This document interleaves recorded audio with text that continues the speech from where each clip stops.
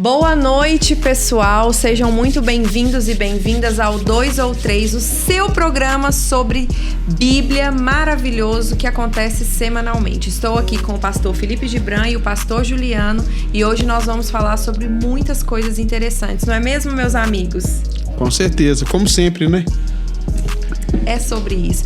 E o 2 ou 3 é um programa que a gente lê a Bíblia, traz interpretações diferentes e te prova que é possível, que na diversidade é possível ter unidade. Então fica com a gente até o final.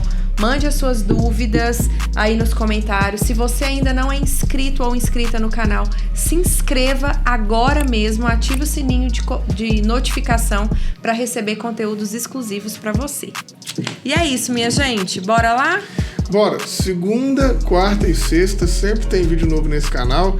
Segunda-feira, leia a Bíblia comigo. Quarta-feira, 2 ou 3. Sexta-feira, esticando a corda. Então fica de olho aí, segunda, quarta e sexta, 20 horas, vídeo novo nesse canal. Hoje nós vamos ler João 10, a partir do versículo 1. Você vai ler qual versão aí? Gente, mas antes disso, deixa eu só fazer um adendo importante, que você falou algo e você fala sobre todo final de programa, da importância da contribuição das pessoas para que esse programa continue, né, Gibran? Ô, Glória! www.apoia.se/ORP. Seja um mantenedor, seja uma mantenedora, seja um apoiador, uma apoiadora desse programa, pra gente continuar fazendo esse negócio aqui. Deixa sua contribuição, entra lá, cadastra seu cartão de crédito, deixa sua contribuição pra gente continuar fazendo isso aqui. Gente, esse negócio, a gente tava conversando aqui nos bastidores, tá tão difícil que essa semana nós tivemos o nosso notebook furtado. Então, assim, dificuldades de manter o programa, além disso o cão tá solto. Então, pra gente fazer esse programa com essa qualidade teológica, e eu falo com toda humildade do mundo, gente, não é sem arrogância, não. É porque se você acompanhar os outros 2 ou 3, você vai ver. Nós estamos realmente trazendo para vocês discussões importantes, estudadas, preparadas. Muito dificilmente você vai encontrar, né, esse tipo de conteúdo. Por aí não encontra, gente. E por quê? Porque eu confio no trabalho do Juliano, porque eu confio no trabalho da Patrícia, sei das pesquisas que a gente faz para trazer um negócio aqui para vocês, um negócio bem feito, bem elaborado. E aí a gente precisa da sua contribuição para esse projeto seguir vivo, né? Perfeito. Precisamos muito. Porque, como o Gibran colocou, meus amigos, roubaram o nosso notebook. Nós custamos para ter um notebook como nosso instrumento de trabalho, para poder fazer o melhor para você. Roubaram. Por favor, nos ajude. Eu acho que antes de falar, a gente podia tematizar o programa de hoje, né? Vamos. Se a gente fosse pensar em um título, em um tema pra gente desenvolver aqui, qual seria? Quem são os verdadeiros ladrões? Você, Gibran. É uma temática. Na semana que a gente teve o notebook aí roubado. É uma temática importante, né? Cara, assim, é uma coisa curiosa, né? Porque a gente deve sempre olhar com olhar de misericórdia. Sim. Mas é muito difícil você pedir misericórdia da vítima. E é por isso que existe justiça. Porque a vítima nunca consegue, com raríssimas exceções, olhar com misericórdia. Aí tem a justiça, que a justiça ela vai e resolve aquilo que a vítima não dá conta. Porque a gente que está sendo vítima, o que eu quero é cortar as mãos dos ladrões. Sim. Mas como existe justiça... Não, então... mas a minha ideia aqui é a teológica, não a retributiva. Mas a teológica para mim é pior do que a do notebook. Porque o que os ladrões que nós vamos ver aqui fazem com a vida da gente, muito pior. O notebook é barato. Não, barato. Então o que eu tô dizendo é assim, como eu acredito nesse negócio da justiça, a proposta do texto para nós é a seguinte, né? Estar no rebanho é o que te livra das violências. Então, eu acho que essa é a proposta. Gente, eu tô adorando esses temas. Vamos desenrolar agora. João 10, 1 ao 10. Em verdade vos digo, o que não entra pela porta no aprisco das ovelhas, mas por outra parte, esse é ladrão e salteador. Aquele, porém, que entra pela porta, esse é o pastor das ovelhas. Para este, o porteiro abre. As ovelhas ouvem a sua voz. Ele chama pelo nome as suas próprias ovelhas e as conduz para fora. Depois de sair todas as que lhe pertencem, vai adiante delas, e elas o seguem, porque lhe reconhecem a voz. Mas de modo nenhum seguirão o estranho, antes fugirão dele, porque não conhecem a voz dos estranhos. Jesus lhe propôs esta parábola, mas eles não compreenderam o sentido daquilo que lhes falava. Jesus, pois, afirmou de novo: em verdade vos digo, eu sou a porta das ovelhas. Todos quanto vierem antes de mim são ladrões e salteadores, mas as ovelhas não lhe deram ouvidos. Eu sou a porta. Se alguém entra por mim, será salvo. Entrará e sairá e achará pastagem. O ladrão vem somente para roubar, matar e destruir. Eu vim para que tenham vida e a tenham em abundância.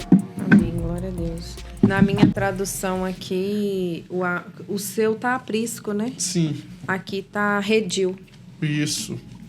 Palavra muito interessante, muito importante. Sim. Menino. Dá? Não, pode falar. Não, vai você. E aí, uma coisa que eu acho importante a gente falar, que eu gosto muito dessa coisa da pessoalidade de Jesus, dessa humanidade encarnada que ele traz, dessa acessibilidade. E aí, quando eu leio esse texto desse ponto de vista do acesso que Cristo nos dá, porque essa porta fala dessa acessibilidade a um outro tipo de vida, e aí torna a leitura ainda mais gostosa e muito mais crítica. Porque aí, se a gente for pensar do ponto de vista de quem são esses ladrões, quem é o porteiro, o que é o redil, e a gente conceituar cada coisa, a gente consegue chegar em um lugar que, às vezes, o texto lido cruamente nem consegue te levar. E eu acho que pensar nessas discussões vai ser muito potente no programa de hoje, assim. E é isso, minha gente, que eu queria falar. Muito bom. A princípio. Não, assim, bom, acho que o primeiro ponto é a gente entender que esse texto ele está intimamente conectado ao texto da semana passada, né? Sim, gente? Com certeza. Então, se você não viu o 2 ou 3 da semana passada, depois vai lá ver, que é um texto onde Jesus faz a cura de uma pessoa que era cega de nascença, no sábado. E aí, os fariseus, os líderes religiosos, estavam acusando Jesus de ser um pecador. Estavam dizendo, Jesus é um pecador, Jesus é um criminoso, Jesus é um marginalizado. Porque essa é uma noção de que a gente às vezes esquece. Hoje, quando você fala na igreja que fulano é pecador, o máximo que você pensa é fulano é safado, pilantra. Mas não vai tomar ceia. Não vai tomar ceia. Mas na sociedade de Jesus, ser pecador significa ser bandido, entende? Significa ser marginalizado. Por quê? Porque, assim, na sociedade de Jesus, a sociedade era organizada a partir da lógica teocrática. Então, os ilícitos civis, penais, que hoje, na sociedade brasileira de 2025, que a gente chama de crime, que a gente chama de contravenção, né? Que a gente tava brincando aqui do jogo do bicho. Sim. No tempo de Jesus não era crime, não era contravenção, não era indenização civil, não, era pecado. Então, quando você chama alguém de pecador no texto bíblico, você está chamando essa pessoa de criminoso, de bandido. Então, os fariseus que queriam ter apedrejado Jesus, que estão tentando criminalizar Jesus, estão tentando penalizar Jesus criminalmente, estão chamando ele de pecador, porque ele fez uma grande transgressão no sábado, que foi curar um cegado, igual a gente falou na semana passada. Então, aí o texto de hoje começa com Jesus retrucando os fariseus, dizendo, peraí, vocês estão me chamando a mim de pilantra, de bandido, de criminoso? Não. Aí Jesus vai dizer assim, quem são os assaltantes? Não sou eu, são vocês. Então, esse texto, capítulo 10, começa com Jesus colocando os fariseus no lugar deles. Quem são os verdadeiros bandidos da história aqui? Eu, Jesus, ou vocês, dono da igreja? Aliás, dono do templo. Desculpa. Às vezes eu confundo. Traduz para a atualidade. É interessante porque o texto, a depender da tradução, vai começar com a gente vai chamar no Antigo Testamento do dito do profeta, assim diz o Senhor. Mas aqui é uma afirmação, ele começa assim, em verdade, ou amém, amém. Ou seja, Jesus está mostrando o seguinte, espera aí, o papo não terminou. Tem uma coisa que eu preciso de falar. Amém, amém. Porque amém, amém, para nós parece às vezes está encerrando o assunto. Aqui é, em verdade vos digo. Espera aí, vocês estão falando isso aí, mas eu quero colocar uma outra forma de pensar e de repensar, inclusive, toda a estrutura e lógica do que é pecado e lógica do que é ver o outro, de lógica do que é poder perceber o pobre, o que não tem acesso. Inclusive, e aqui é legal, porque lá na frente a gente vai ver que esse Jesus, depois ele se coloca como o que chama, mas ele também se coloca como porta, como acesso. Isso. E eu acho importante a gente pensar nesse texto como na lógica de uma denúncia aos líderes religiosos. Literalmente, esse é um texto de denúncia. Sim. E aí, quando Jesus ele se coloca como essa porta, ele está falando que existe um outro grupo de pessoas que não é porta. E que talvez seja barreira, que seja cerceamento, que seja cerca, que seja prisão. Que aí vem a perspectiva do ladrão. Ladrões que formam barreiras que deixam o acesso ao divino, à vida eterna, completamente limitado, baseado no próprio ego, baseado no próprio prazer, na própria ignorância, enfim. E aí, quando ele traz essa denúncia, ele mostra a porta legítima, ele se coloca nesse lugar, né? E é legal porque vem do que eles estão chamando de pecador. Por quê? Porque o texto, a partir do verso do capítulo 9, está trabalhando com essa classe dentro dos judeus, que são os fariseus. E os fariseus se consideravam os donos da pureza. Sim. Para ser puro tem que ser igual a gente. Para ser puro tem que viver igual a gente. Para ser puro tem que comportar igual a gente. E aí é muito interessante que aquele que eles consideram não puro se coloca como acesso, como porta, Exato. como canal. E esses que se dizem puros são os salteadores, são os que não entram pela porta. São os que... E aí, pensando que esse texto... E aí é interessante, porque parece repetitivo, mas todo evangelho está rememorando a ideia do êxodo, ou seja, do libertador. Jesus é o libertador. E se você não se comporta como Jesus se comportou, você pode ser o que o povo mais gosta, teme. Porque eu acho que o texto aqui é muito legal, porque o texto vai mostrar pra gente que eles ouvem a voz do amor, mas de alguma forma eles temem. E tem líder que é temido, tem líder que é temido. Eles temem. O povo obedece os fariseus não por causa da reciprocidade em amor, mas por causa do medo de perder o que a gente chama de salvação. Exato. Assim, eu corroborando com vocês, acho importante a gente fazer essa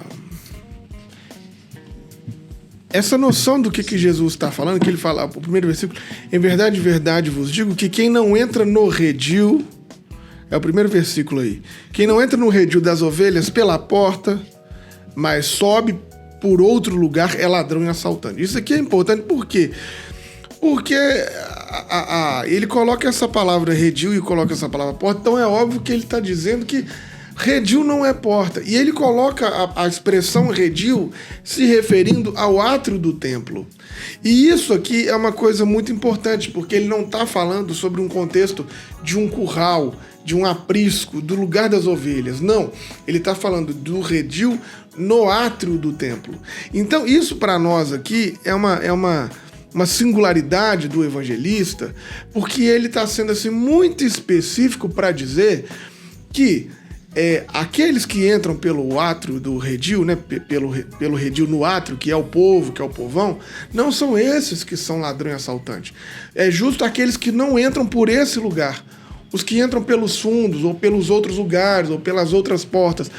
Esses são os ladrões e assaltantes. Então Jesus está sendo muito específico para dizer assim, vocês que têm acesso às outras portas do templo, vocês que têm acesso aos outros espaços, que não esse espaço da porta principal do átrio, é vocês que são ladrões e assaltantes. Então, quem está ouvindo Jesus está entendendo ele colocar a palavra redil na lógica do átrio. O público ouvinte dele ali no primeiro momento está ouvindo e está entendendo assim, pô, mas será que ele está falando mesmo que esse sacerdote aí que é o ladrão assaltante? Então, isso é importante. Por quê? Porque a gente às vezes lê esse texto assim, en passant, e não dá a devida importância, acha que tudo é porta, que tudo é aprisco, que tudo é curral das ovelhas. Não, Jesus está dizendo para nós o seguinte, você entrou no átrio, tá fechado, você não sai mais. É quase como se fosse um lugar de abate. Quando Jesus vai falar sobre ele ser o pastor, sobre o aprisco dele, ele vai dizer onde as ovelhas entram e saem. Aqui não, as ovelhas entraram pelo redil, o redil está fechado, são ladrões assaltantes, que está fechado, eles têm que entrar pela outra porta. Então é muito importante entender qual que é a estirpe de pessoa que Jesus está falando que são as lideranças religiosas fundamentalistas.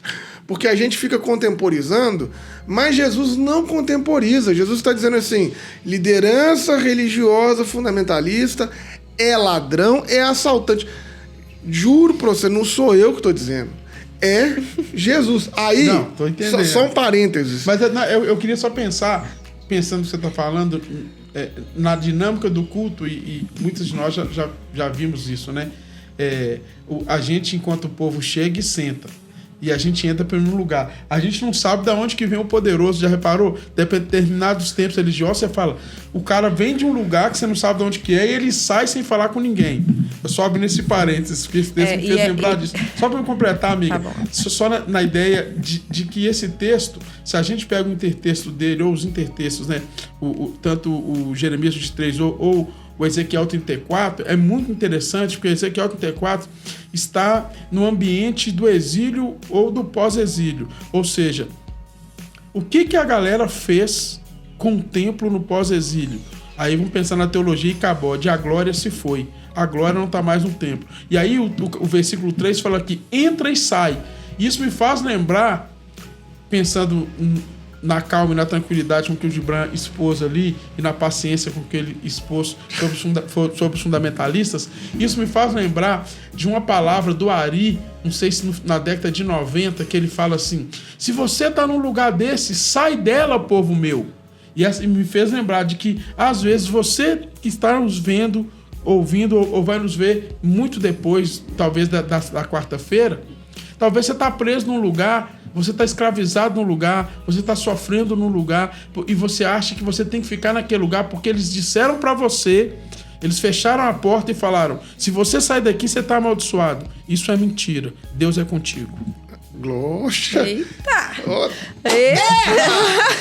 Mas o que eu queria falar para fechar é que disso que eu estava dizendo, essa semana, e é curioso que todas as vezes que eu falo alguma coisa, que eu posto qualquer coisa lá no meu Instagram sobre isso, no 10, 15 minutos a publicação cai. Provavelmente essa publicação que vai cair também. Então por isso que eu não vou falar o nome. Mas o pastor, o dono da Igreja Universal, essa semana ele protagonizou uma cena terrível, porque um pastor latino-americano da igreja cometeu autoextermínio e ele veio na internet dizendo assim...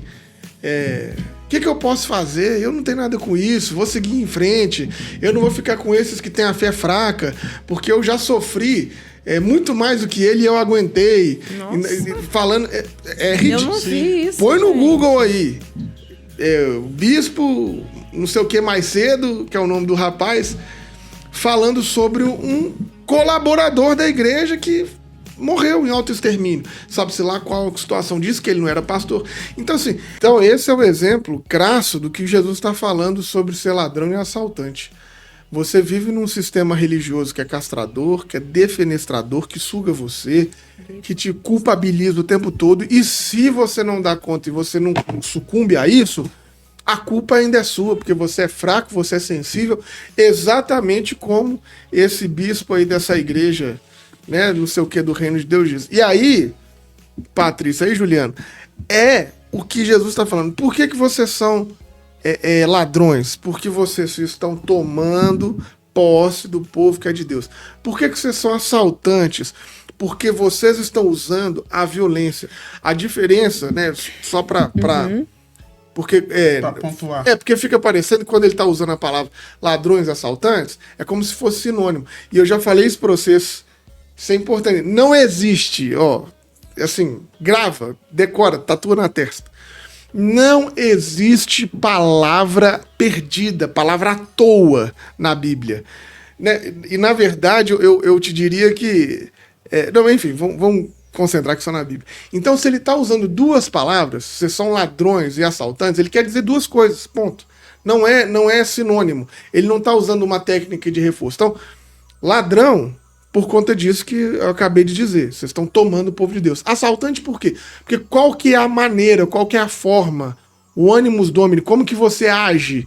Age a partir da lógica da violência. Então, você... Mas é só pra... Tá demais, hein? Animus domini. E defenestrado. Sinceramente, galera, eu anotei. Hoje, o repertório do vocabulário desse menino tá assim. Ontem foi o dia do advogado, da hein? inveja. Ontem foi o dia do advogado, hein? Agora Tá gastando, hoje já tá gastando. Hoje ele tá gastando. Eu tive perdão, galera, mas eu tive que parar. Continua. Em toda a sua glória, Rapaz. essa fala aí não, gente. Interessante.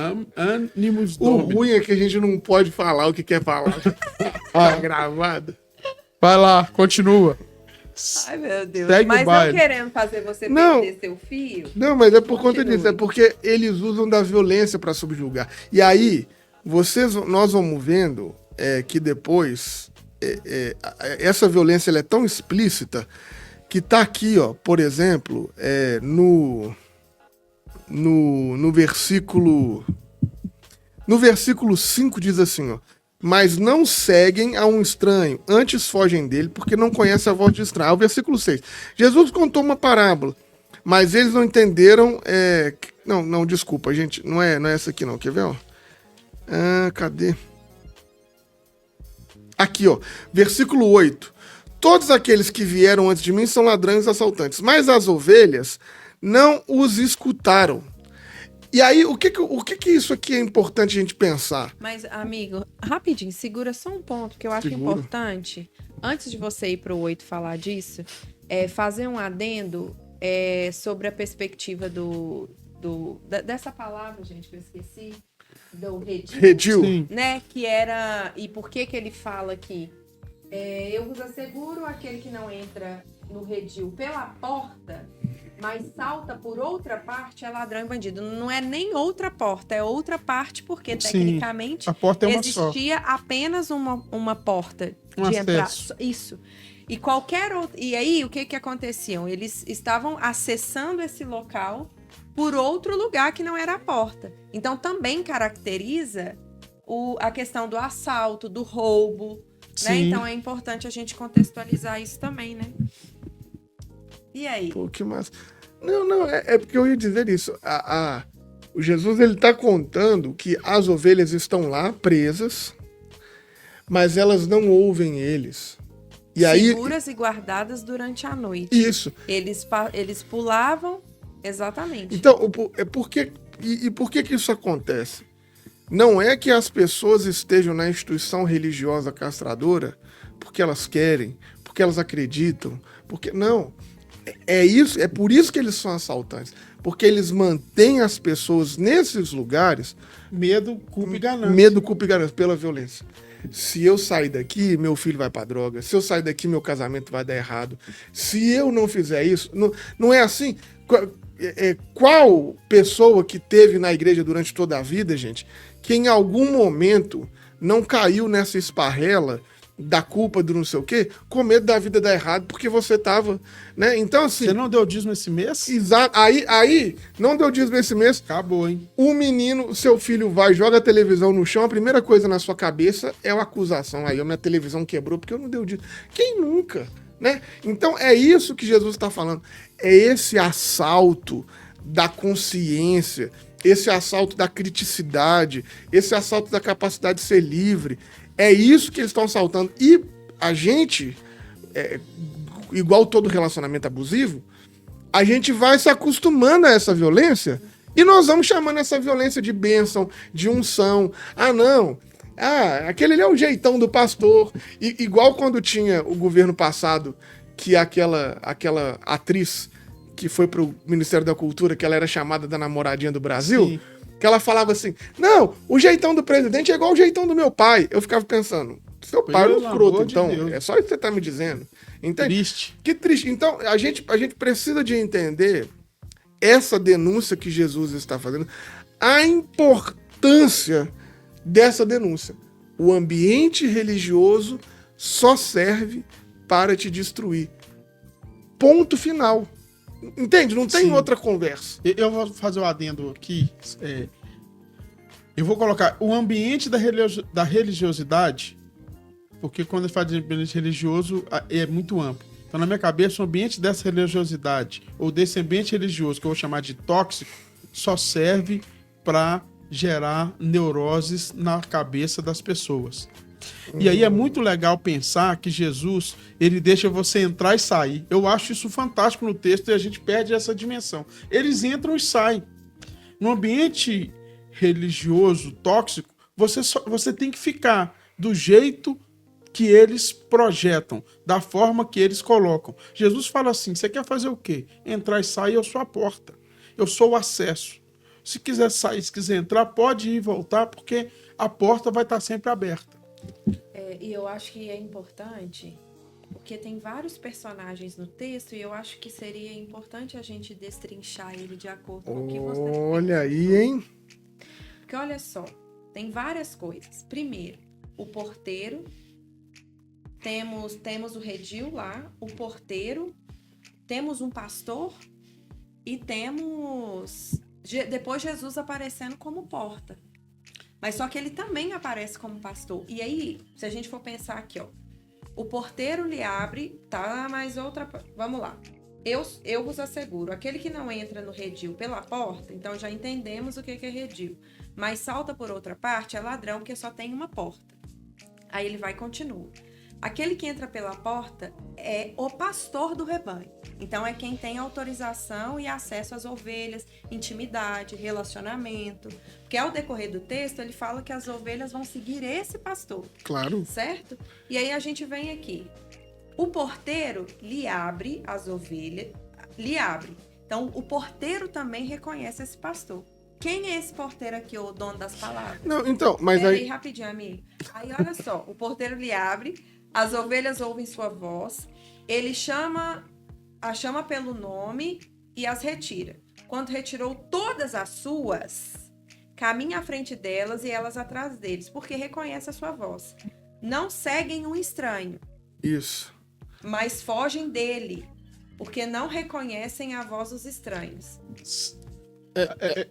Porque é quase calvinista que você está querendo colocar na outra parte. Mas eu só quero fazer uma correção, porque senão o pessoal vai pensar o seguinte: quando eu falo de entrar e sair, eu não estou falando. Porque quando você sai, Jesus está com você. Eu só queria colocar esse adendo. Claro. Porque senão a galera fala assim: claro. Porque pode fazer o que quer da vida. Não, porque esse porteiro que é a porta, que é o acesso. Esse texto também está ligado com a poesia cantada do Salmo 23, onde o Senhor é meu pastor e ele me leva por pastos, ou seja, ele não está circunscrito. Ele sai, todo mundo vai seguindo isso, ele não está circunscrito ao sistema do templo religioso. Mas, assim, já que a Patrícia quis fazer esse desenho das palavras dos personagens, é importante. A gente só consegue ilustrar isso quando você ter um pouco de dimensão de como é que funcionava aquela cultura. Isso, o porteiro e o pastor não são as mesmas pessoas. Por quê? A cultura era o seguinte, principalmente nessa perspectiva noturna, os pastores tinham um sistema de revezamento que eles deixavam as ovelhas todas juntas no espaço e alguém tomava conta dessas ovelhas todas. Então, era quase com um sistema de cooperativa. Isso. Ó, ô, Juliano, a noite hoje é você que cuida das ovelhas minhas da Patrícia. Então a gente deixa todo mundo lá. O Juliano vai passar a noite dele acordado em vigília, enquanto Patrícia e eu estamos dormindo. Amanhã é a Patrícia. Então era assim que funcionava. Por isso que o pastor, ele vem pela porta, o Juliano, que é o porteiro, abre a porta por esse pastor, o pastor vai lá e chama as ovelhas pelo nome, e tem um monte de ovelha, de vários rebanhos juntos ali. 600 milhões de ovelhas juntas. Elas, ouvindo a voz, somente aquelas que são dele, saem com ele. Então, é essa a imagem que está sendo construída. E o que eu vou dizer assim, que é uma coisa importante. Veja o contrassenso, o binômio que Jesus está apresentando. Os religiosos colocam um redil para você não sair. Querem te aprisionar no templo, no átrio do templo. Jesus é aquele que tem o acesso e ele te chama para fora. Então, é até um contrassenso para a gente falar sobre isso, porque o próprio nome da igreja é ir para fora. Isso. Mas a gente esqueceu disso tudo. Igreja significa isso, ir para fora. Né? Então, o que acontece? A chamada de Jesus para nós não é nos tornar religiosos, não é ter uma caminhada igrejeira. A chamada de Jesus para nós é o contrário. Fuja desse negócio aí. Aí, eu sei que você é pastor, eu sou pastor, ela também é pastora. Então, o que vocês estão fazendo? Não. O espaço religioso, se ele permite consciência crítica, se ele permite individualidade, se ele permite pluralidade de pensamento, se ele permite divergência, diversidade, ele é válido. Porque vida comunitária é a proposta de Jesus. O que é desgraçado é a uniformidade. E aí, sabe o que eu fico nervoso? E sabe que eu fico um pouco irritado, Juliano? É que mesmo nas nossas igrejas que são progressistas, a galera o tempo todo fica assim: Gibran, mas define isso aqui pra nós. Como é que a gente faz isso aqui? Quer dizer, Jesus está fazendo um trabalho absurdo para dizer assim: meu filho, sai daí, se lança no mundo, vai você pensar os seus conceitos, vai você ter a sua experiência com a espiritualidade, deixa Jesus aparecer para você, como apareceu para Pedro, como apareceu para Tomé, para Paulo. Mas não, o povo não quer isso não. Ele quer a minha experiência. Ele quer a minha experiência. E, então, quer dizer, você luta com unhas e dentes para fazer o espaço da espiritualidade ser o mais diverso possível, com várias vozes possíveis, mas no fundo as pessoas ainda estão querendo redil. Isso aconteceu com Jesus até 40 dias depois que ele foi ressurreto. Sim. E só para fechar, rapidinho. Quando Jesus ressuscitou, ele aparece para os discípulos, tá lá em Atos 1, a pergunta dos discípulos, o cara tinha sido crucificado, morreu, ressuscitou, apareceu num corpo transfigurado. A pergunta dos caras para Jesus é assim: é agora que você vai restaurar a glória de Israel? A primeira pergunta deles. Sim. Então, quer dizer, Jesus, eu ia falar assim, entendendo nada. eu ia falar assim, nós vamos morrer e o povo, não, nós vamos morrer, ressuscitar e o povo vai continuar sem entender. Sim. Então, eu acho que isso aqui é a coisa mais bonita que o evangelho tem para nós. Jesus é aquele que nos chama para fora. Sim. Para o mundo, para se jogar. Ele não quer a gente preso no redil do templo. Entende? Chama pelo nome. E não chama pelo... Aí só que acontece, a cultura religiosa faz você pensar o tempo todo o contrário. Não, você não pode misturar com o mundo. E o mundo... Aí você já viu. Não? Essa cultura aqui acaba virando uma própria invasão do seu eu e da sua construção Sim. de gente. E aí a gente pode pensar que, então, uma liderança legítima, ela vai passar por um jeito de viver. E esse jeito de viver é a porta, porque ele está falando expressamente que ele é a porta. Então, essa liderança legítima passa por uma porta. Qualquer pessoa ou qualquer liderança que não passa por essa porta do jeito de Jesus de viver, é invasão. E aí é legal porque a gente precisa de repensar o texto. O que é a porta? é o lugar que te dá acesso, que te dá liberdade. Te dá liberdade de ser, de pensar e de agir. E a gente, às vezes, está pensando na porta de forma literal e esquece que a porta é esse local da ida e da vinda. E é interessante que, se a gente continua a ler o texto, ou se a gente vê todo o contexto, é legal quando ele fala assim, que ainda tem ovelhas que não são desse aprisco, ou seja, tem gente que pensa desse jeito, se reúne desse jeito, que comunga desse jeito, e tem gente que não reúne desse jeito, não comunga desse jeito, mas são minhas ovelhas também. Sim, exatamente. E aí eu acho que... E aí a gente pode se perguntar, nossa, mas quando que eu vou saber que eu não estou ouvindo a voz do bom pastor? Quando eu vou saber que aquele lugar que eu estou não é um lugar que está me permitindo ter essa experiência com o pastor das ovelhas, de ter essa passagem pela porta. E aí a gente pensa no próprio tom de voz de Jesus ao chamar essas ovelhas. Se você não está sendo chamado para o cuidado contínuo da preservação da sua vida, para um lugar que você possa crescer enquanto pessoa, dentro da sua identidade, reverberar boas ações dentro de você, autocuidado, preservação sua e do outro. Se você está vivendo num lugar que só te dá medo, te impõe inseguranças, te deixa assim perplexo diante de várias coisas assim, inútil para uma sociedade, talvez essa não seja a voz e a porta do bom pastor, né? O que eu acho muito curioso é o seguinte: qualquer característica que você colocar, que você tirar de Deus ou da igreja e você colocar em um namorado, esse cara seria preso pela Lei Maria da Penha e o caramba.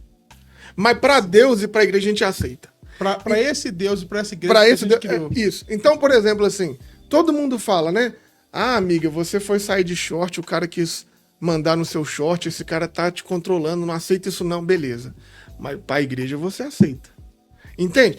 Porque Deus... Então, assim, quando você para pensar, esse Deus, essa igreja, na verdade, a única coisa que eles são é um espírito encarnado do machismo, do patriarcado, que quer te incutir uma moralidade, uma maneira moral de viver. Então, quando você para prestar atenção na espiritualidade que a sua comunidade confessa, se tudo que ela te exige está no campo moral, desculpa, você nem conheceu Jesus ainda. Sim. Nós temos que te apresentar Jesus. Sim, precisa converter.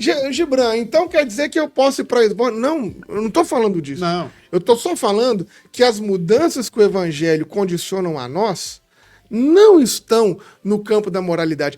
Elas podem até ter a moralidade como efeito colateral. Sim. Então, tipo assim, antes era um safado, dava um tombo em todo mundo, roubava todo mundo. Agora, porque você entendeu que você pode ser um ser humano diferente disso, você parou de dar tombo nos outros.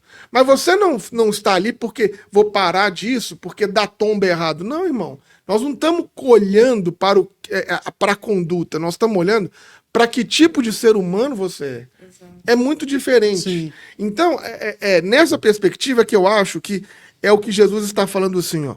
Olha, que é o que você falou agora, do versículo 9. Eu sou a porta. Quem entra por mim vai ser salvo. E aí, isso aqui não é ir para o céu, não. Pelo amor de Deus. Salvação, como escatologia, como algo do amanhã, que vai chegar. Isso. Vai ser salvo de quê? Ele está falando de quem? Do ladrão e do assaltante. Então você vai ser salvo de quem? Da violência que a religião está te colocando, do enclausuramento que esse cara está te fazendo, te roubando a espiritualidade. Então essa salvação aqui é o quê? Ter uma espiritualidade livre, ter uma possibilidade de você ser gente sem peso, sem culpa, sem medo. Então essa é a salvação que ele está dizendo aqui. Ah, Gibran, como é que você faz essa afirmação? Meu querido, pelo contexto do texto que nós estamos lendo. E pelo significado da própria porta, que não é para aprender. Existe uma coisa muito simples no texto. Da individualidade, da particularidade. Ele te chama pelo nome. Não é a gente... Pessoalidade. Da personalidade. Tem lugar... a gente tem se tornado, em alguns lugares, número. Em alguns lugares? Você tá doido. Você se tornou número. Você se tornou, em alguns lugares, cifrão. Jesus te chama pelo nome, a sua pessoalidade, a sua particularidade. Ele sabe quem você é, porque ele não quer te tornar Ele não quer te tornar outra pessoa. Ele quer que, sendo você mesmo, o Espírito Santo de Deus, e aí eu vou lembrar do Ari, o Evangelho tem esse poder transformador, não para que eu seja outro, mas para que eu seja, mas para que, sendo eu mesmo, eu possa ser melhor. E o texto vai dizer assim, como ele é a porta, o versículo 9, quem entra por mim será salvo, beleza. E aí, acho que a coisa bonita, entrará e sairá e encontrará pastagem. Vai encontrar descanso, vai encontrar... Então, eu acho que é essa a liberdade que a gente às vezes esquece que Jesus está propondo para nós, que é o seguinte, viva a sua vida. Nos erros ou nos acertos, ele está conosco. A gente esquece disso, assim. Uma vez, até mandar um abraço para a querida Carol Gualberto. Carol Gualberto contou para a gente uma declaração de amor lindíssima do companheiro dela falecido, que é o Merlino, que o Merlino falava o seguinte, falava para ela assim, meu amor, todos os seus erros estão previamente perdoados. Bonito demais na dinâmica de casal, mas é isso que Jesus está fazendo com a gente. Então, a gente às vezes esquece que Jesus é a porta e aquele que entra e que sai encontra pastagem do mesmo jeito. E nós lidamos com esse texto na lógica religiosa de que é o seguinte, só tem pastagem para quem está aqui dentro. Só para o certo, só para quem... Entende? E aí nós temos que começar a sair desses lugares e entender que não. Jesus está falando que em qualquer situação da vida que você se encontra, ele está com você, não tem porta fechada e tem pastagem. E aí, depois disso... Gente, olha só que coisa interessante. Depois de dizer isso, ele vai falar essa frase famosa que muita gente atribui ao diabo. Aí, assim, Sim. eu não, né, agora acabou, vou falar essa frase aqui, aí pronto, E aí aí, virei gente? o defensor do diabo. Sim. Mas o Nada, coitado do sim. cão não tem nada a ver Nada com a isso. ver. Aí ele vai falar assim, o ladrão só vem para roubar, matar e destruir. Eu vim para que vocês tenham vida e tenham vida em abundância. Curiosamente, isso aqui não tem nada a ver com o diabo. Curiosamente, isso aqui tem muito mais a ver com os pastores do que com o diabo. O texto inteiro, Jesus está fazendo uma relação de quem são os pastores e os assaltantes. As lideranças religiosas das comunidades fundamentalistas que só pensam no cumprimento de uma doutrina. Ao que E que você não vai preservam a sua vida, que vão te roubar o direito de ser, de ir e vir, e de crescer, e de prosperar enquanto ser humano. E não estou falando nem de dinheiro, e é mais ou menos isso. O que o texto, em outros lugares, vão chamar de falsos pastores. É só, para ler esse texto e compreender também esse texto, leia depois o Ezequiel 34. Porque lendo Ezequiel 34, ou se eu não me engano, Você vai 23, ter que ler aí, Ezequiel 34.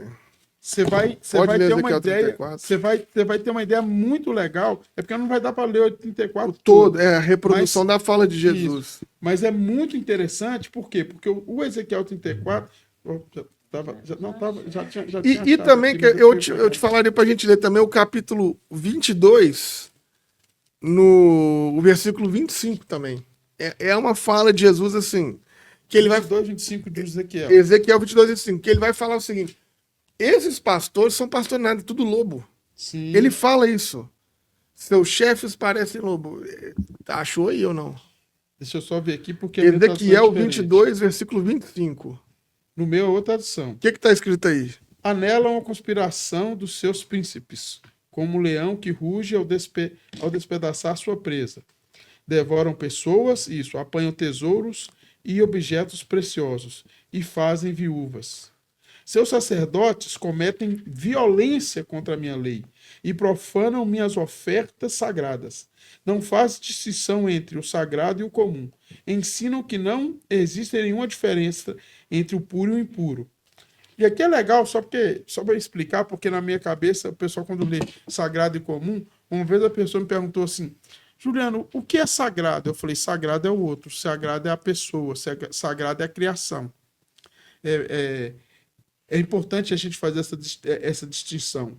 Agora eu vou lá no Ezequiel 34, e aí E só uma coisa, esse texto que você leu começa falando o quê?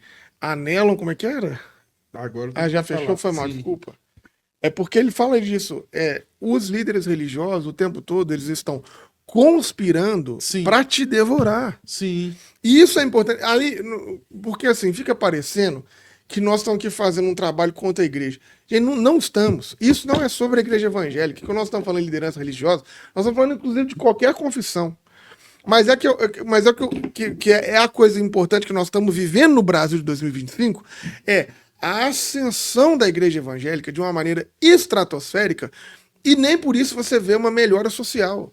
Tem crente em tudo quanto é lugar. Os últimos 20 anos, o número de crentes triplicou igual sei lá o quê, igual o coelho, e nem por isso a sociedade ficou mais justa, a sociedade ficou mais digna. Pelo contrário, aumentou a mentira, fake news, aumentou o crime de ódio, homofobia, discriminação, feminicídio. Então, quer dizer, parece que quanto mais crente aumenta na sociedade, mais as desgraças da sociedade aumentam.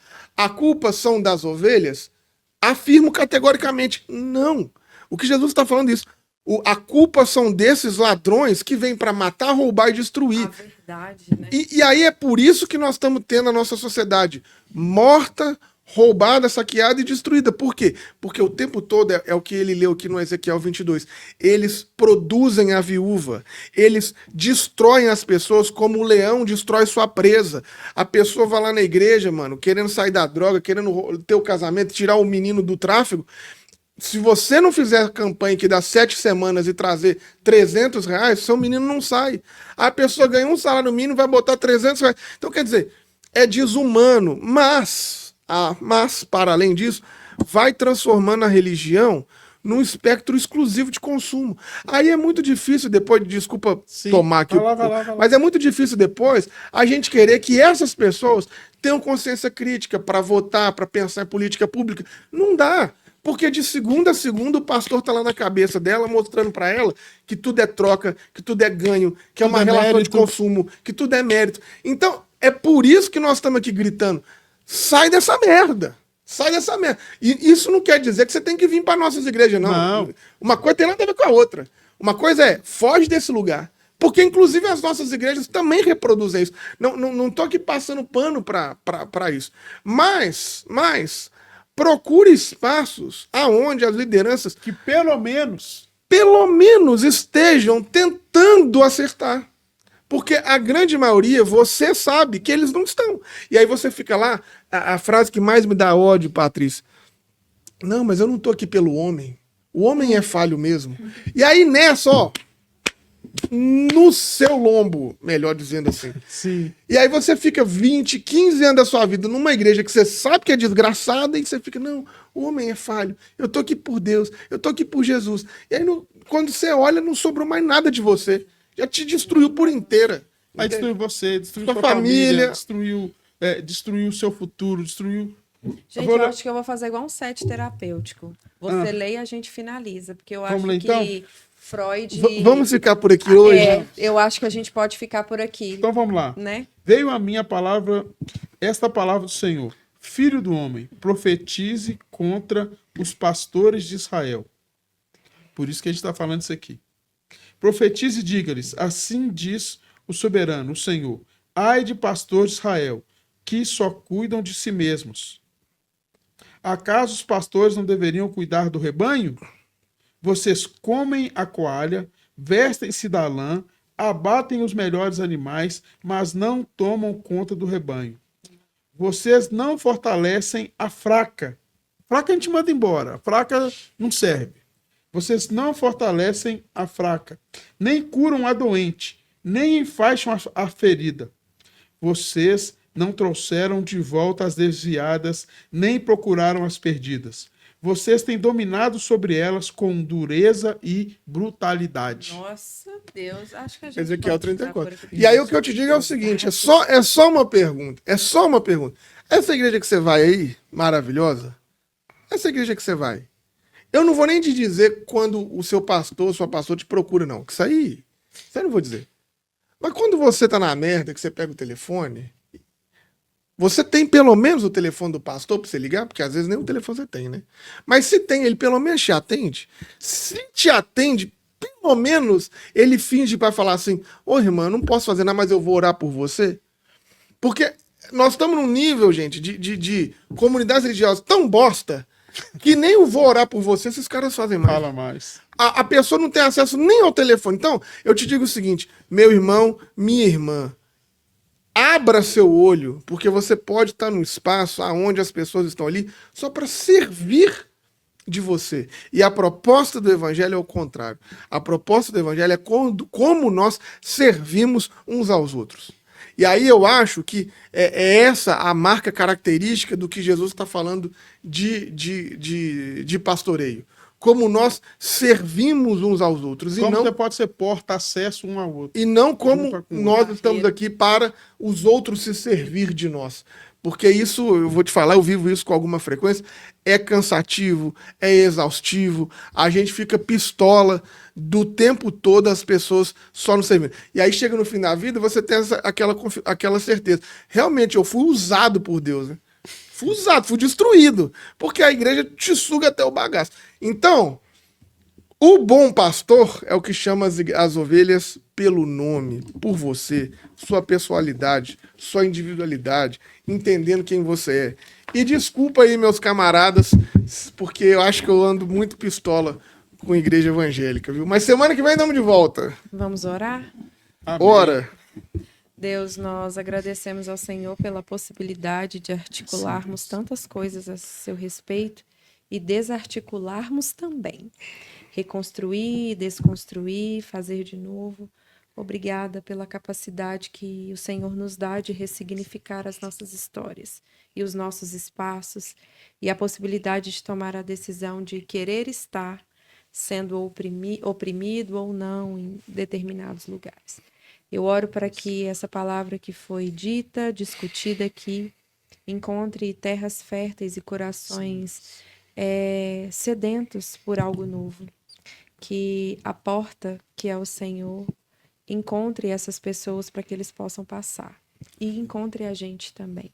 Em nome de Jesus. Nos dê uma semana extraordinária. Amém. Amém. Amém. Só para Tchau, lembrar, pessoal. dia 24, aniversário da comuna na praça. Não vamos deixar de falar isso não, vai ser um evento muito legal, 4 anos. Belo Horizonte, 10 horas da manhã, 24/8, com o nosso querido pastor Henrique Vieira, com também a galera da banda Brinco de Pena, 10 horas da manhã na Praça Floriano Peixoto, aqui em Belo Horizonte. Mas não é só chegar lá, não. Você tem que entrar no link do Simpla e fazer sua inscrição para ir nesse culto.